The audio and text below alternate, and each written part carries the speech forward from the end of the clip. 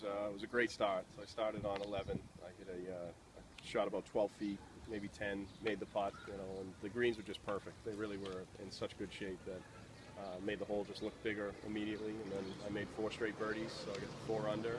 Played pretty solid the whole way through. Had other birdie tries and a couple close ones, and then I made the turn. Still continued to play pretty solid. I crossed the road at the par 5, and I made a nice birdie there. Hit a 5-iron, a 2-iron to the front of the green, chipped it up to about 12, 15 feet, made the putt there to go to 5, and then the only mistake I had was on that short uphill one. I think it's 8, and I hit a 5-iron, then I hit a really good wedge, or so I thought, came up short, made a good chip, but missed the putt. I mean, you're a long hitter.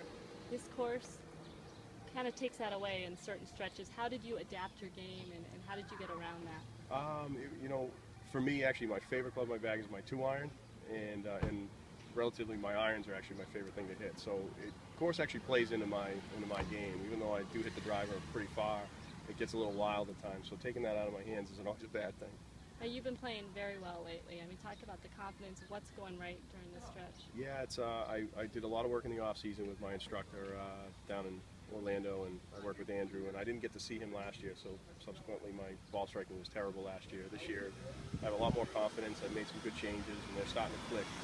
And then I've had some help actually from Matt Parziali and Steve Tascio just with the mental side of things, and it's feeling pretty good.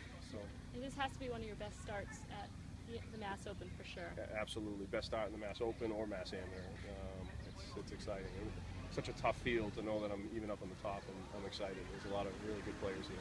So what did you learn from today's round that you're going to take in tomorrow? Just try and do the same thing. I said to myself after a couple of holes, even within the birdie stretch, I said, if I can just keep the ball in bounds for the entire tournament, I'm probably going to be okay.